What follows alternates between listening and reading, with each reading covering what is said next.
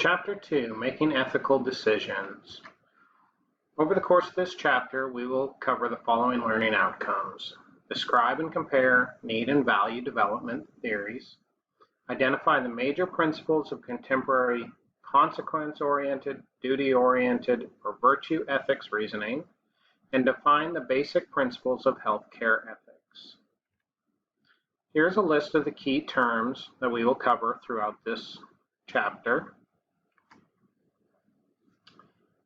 Needs-based motivation, the theory that human behavior is based on specific human needs that must often be met in a specific order. This was brought to light by Abraham Maslow, and he is the best-known psychologist for this theory. He published Motivation and Personality in 1954. Maslow identified a hierarchy of human needs that motivates our actions. According to his theory, there are 5 stages of need that influence our behavior. We must satisfy each one in order, and the resulting progression is called a hierarchy. The first 3 needs were considered deficiency, or D needs, and the last 2 are known as being needs, or B needs. We will start with the D needs, or the base of a pyramid, as Maslow's hierarchy is usually represented. We'll begin with the need for basic life, food, shelter, physiological needs, the primary drives, needs for water, food, sleep, sex. Then we'll move on to the need for a safe and secure environment, or safety needs. Moving up once again to love and belongingness, or the need to belong to something, to be loved, to give affection. After that, we'll move into the upper portion of the pyramid in the being needs, or B needs. It starts with esteem, the need to develop a sense of self-worth, and moving on to the highest category of self-actualization, a state of self-fulfillment where you feel you have personal growth and fulfillment in your own actions. Originally, Maslow believed that the needs followed a strict linear order, but later allowed for the possibility that some people do not need all of the D needs to be met before moving on to the B needs.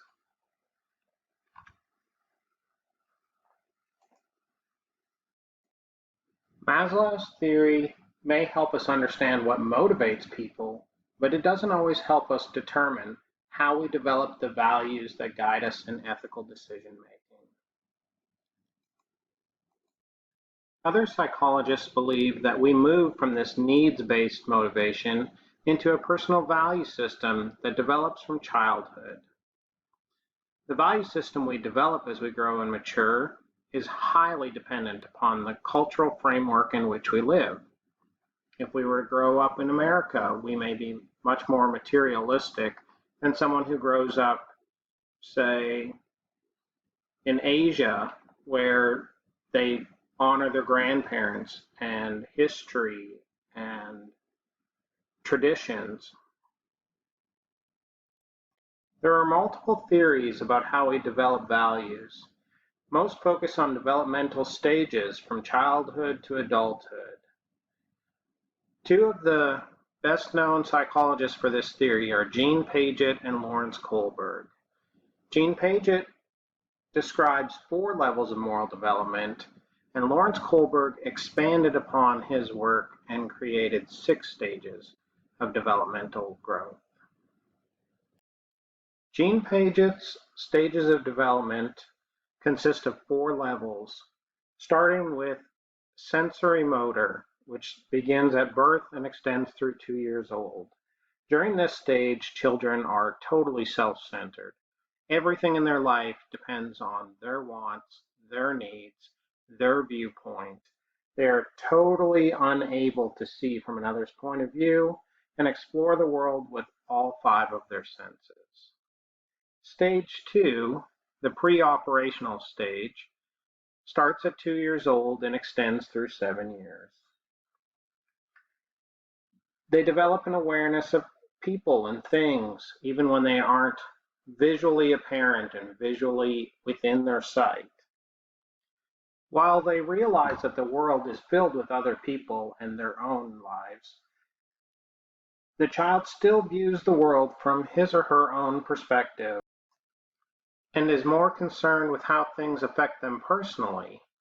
For example, when playing a game, they are more concerned with which is the most fun for them than following a set of guidelines or rules. Children throughout this stage are very egocentric. Moving into stage 3, the concrete operational stage, which begins at 7 years old and extends through 12 years, children tend to see things as either right or wrong, very black and white, tends to make them much more judgmental. They tend to see adults and authority figures as very controlling and powerful, but are still willing to yield to that control. Stage 4, the formal operational stage, begins at 12 years old and extends through adulthood. During this stage, children develop abstract thought and begin to understand that there are different degrees of wrongdoing. For example, where younger children may consider lying just to be bad, in this stage, they can understand how a white lie may be told with good intentions. During this stage and through adulthood, intentions behind the actions are central to the decisions made. Lawrence Kohlberg elaborated upon Paget's work. Like Paget, he believed that children form their value systems through their experiences that include understandings of moral concepts such as justice, rights, equality, and human welfare. Kohlberg's theory differed from Paget in that he thought it took longer for someone to become mature and attaining morality, and it was a much more gradual process.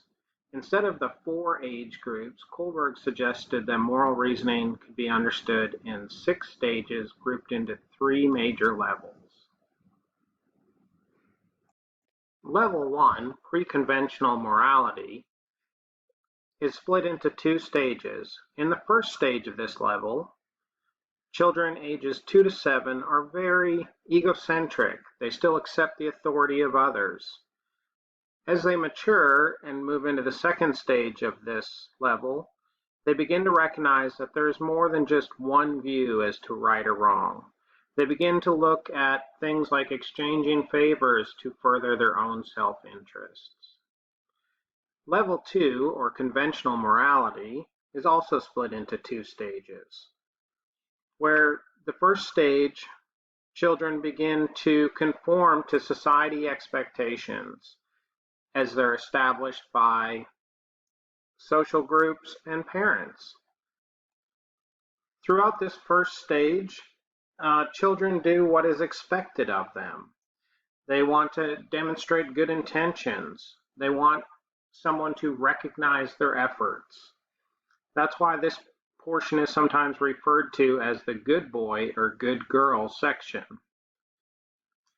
As children move into the second stage of conventional morality, they become more aware of doing one's duty. The focus is more on the rules and respect for authority.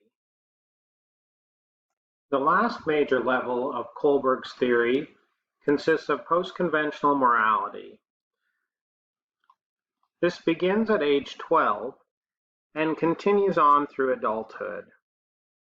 The first stage of this focuses on social contracts and individual rights. Things like entering the workforce, doing things for the benefit of all and for society. During this stage, individuals explore how to balance their own personal rights and things that benefit everyone. In the second stage of post-conventional morality is called universal principles. Kohlberg believed very few people ever reach this stage of development. This is because people who reach this stage are willing to put gains for society ahead of their own personal gains, sometimes to the detriment of personal gains. They have a personal commitment to such universal principles as social justice, equal rights, the respect for the dignity of all people. He puts a small group of people in this category, people like Martin Luther King Jr., who believed nonviolent civil disobedience was appropriate when the law was unjust, and he was willing to take the punishment for his actions. Well, we've discussed what creates our value systems.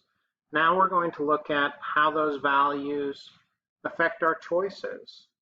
And there seems to be three different theories on the types of values and how they affect our choices.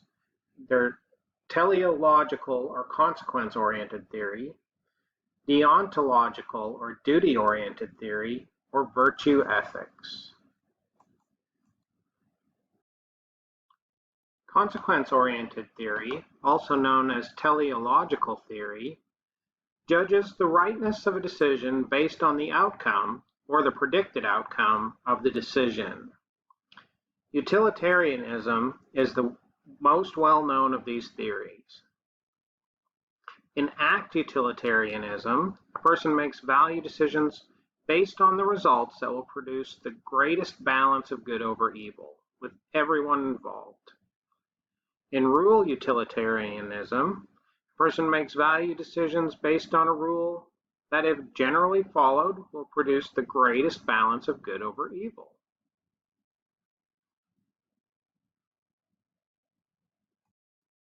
Whether act or rule utilitarianism is used, the process is basically the same. Once the problem has been identified, the solution that should be chosen will be the one that creates the greatest amount of happiness or pleasure for those involved. Supporters of utilitarian theory have created the principle of utility. The principle of utility requires that the rule used to make the decision be a rule that brings about positive results when generalized to a wide variety of situations. However, there are no absolute truths in utilitarianism. Deontological or duty-oriented theory focuses on the essential rightness or wrongness of an act, not the consequences of it. It is defined as a rule of conduct or action formally recognized as binding by a controlling authority. Immanuel Kant is considered the father of duty-oriented theory. He defined that it was categorical imperative, which means a rule that is considered universal law, binding on everyone and requiring action. This principle also means that there are no exceptions from the rule. The right action is based on a determined principle regardless of the outcome.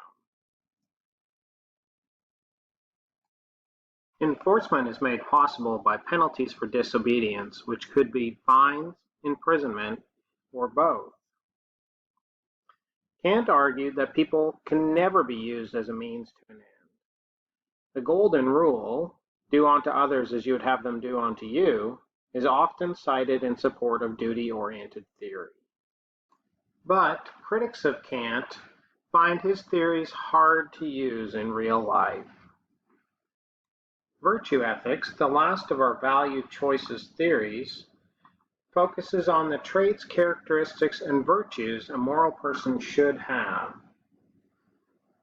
Instead of focusing on decision-making or reasoning to arrive at the right decision, virtue ethicists believe that somebody who has the appropriate moral virtues, or common sense, a sense of justice, and courage will arrive at the right decision.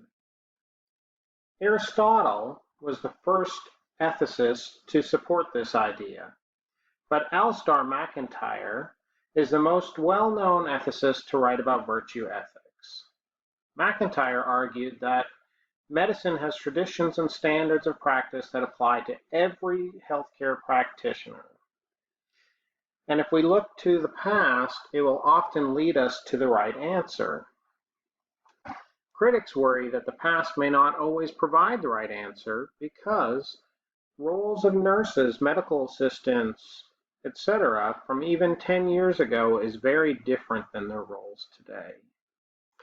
Previously, the role of nurses was to follow the physician's orders, never questioning his authority.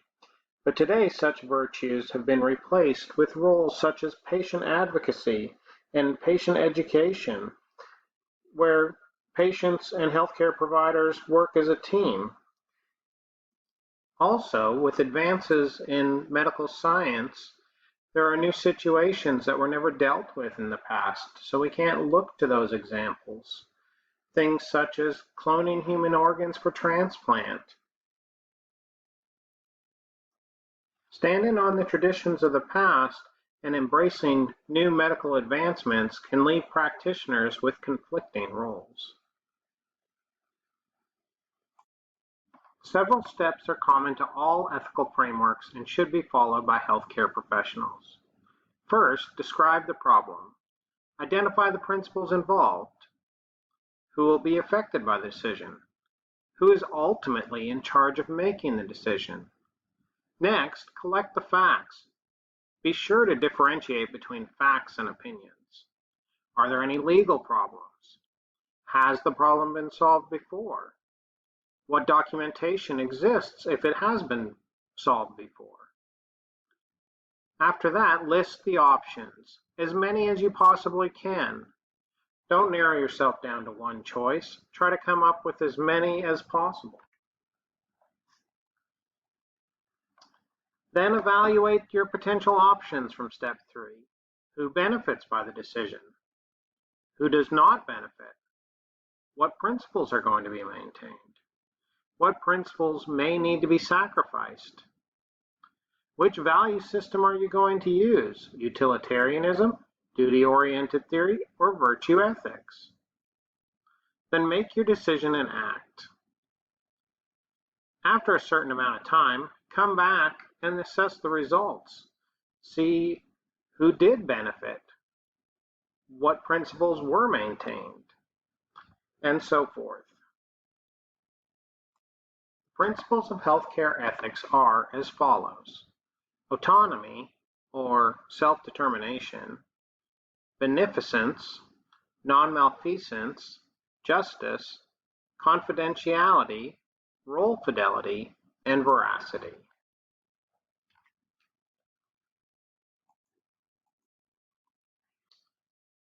Autonomy, or self-determination, is the capacity to be one's own person, to make decisions on one's own reasons, and not to be manipulated or dictated to by external forces.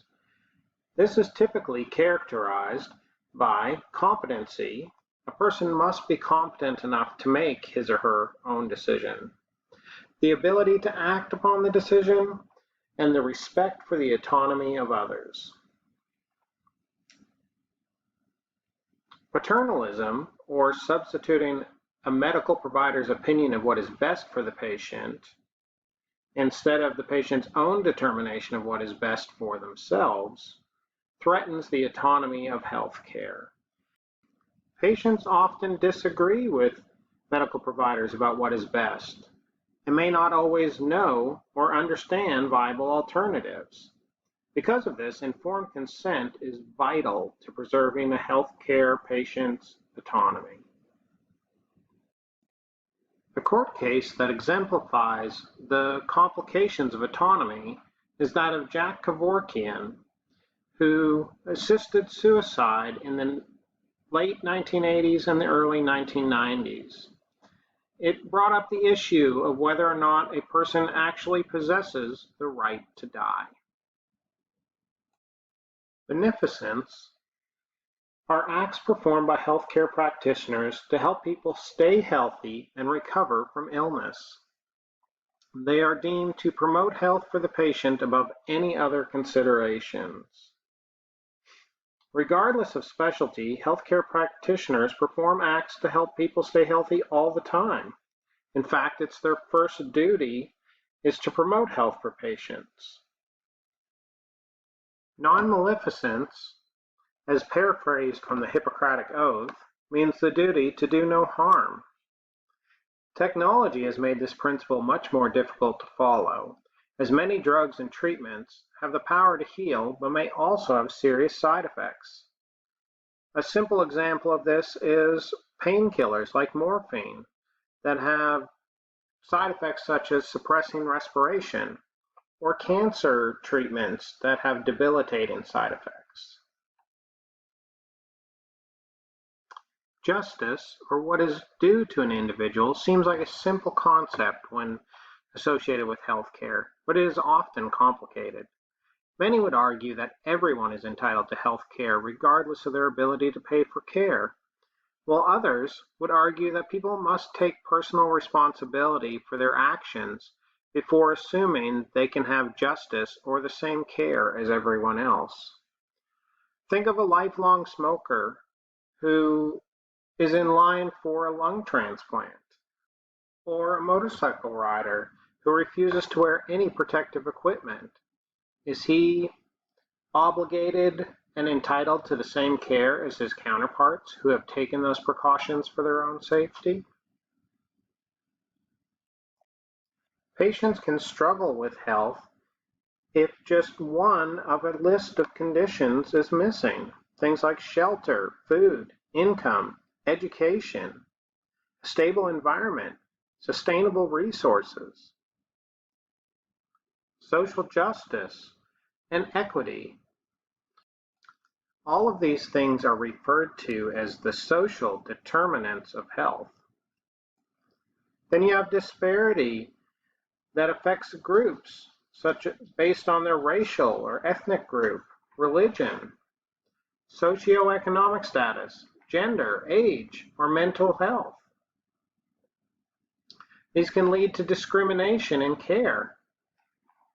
Health equity refers to striving for the highest possible standard of health for all people, and giving special attention to the needs of those at greatest risk of poor health based on their social conditions. In other words, for justice to truly exist, no one should be denied the possibility to be healthy for belonging to a group that has been historically, economically, or socially disadvantaged. Confidentiality. Healthcare professionals must always be protecting patient privacy. The Health Information Portability and Accountability Act mandates the privacy and confidentiality of medical records.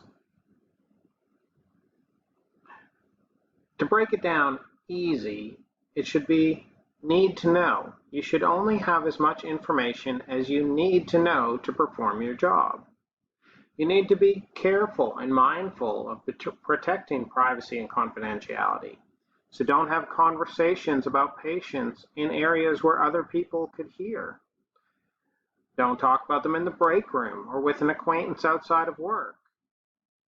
They also need to protect computerized medical information. Make sure that screens are turned away from patient view and information is only released to those who the patient has authorized release.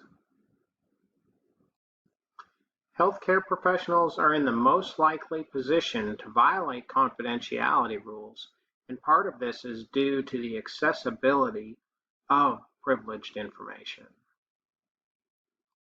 Role fidelity. Healthcare practitioners all have a specific scope of practice for which they are licensed, and you need to learn to stay within your scope. Practitioners must be true to their roles and not practice in an area in which they're not licensed. So a phlebotomist cannot flush an IV. A medical assistant should not try to diagnose a patient's condition. And a nursing assistant should not administer IV drugs to a patient because those roles are not within their scope of practice. Being outside of your scope of practice will leave you liable in a lawsuit. And lastly, veracity or truth-telling. This has always had an ambiguous place in the healthcare practitioner's world. Just consider the role of placebos. This is a biologically inert substance. It won't do any harm to the patient, but also has no ability to cure, but is sometimes given to patients under the guise of a therapeutic treatment. Studies have proven that if patients believe they are taking something that will improve their condition often improves. Does this mean that doctors should lie to patients? I don't believe so. But there are times and places where these can be beneficial. So just to review, those 7 principles of healthcare ethics are autonomy or self-determination, beneficence, non-maleficence, justice, confidentiality, role fidelity, and veracity. Thank you for joining me for this second chapter of Medical Law and Ethics.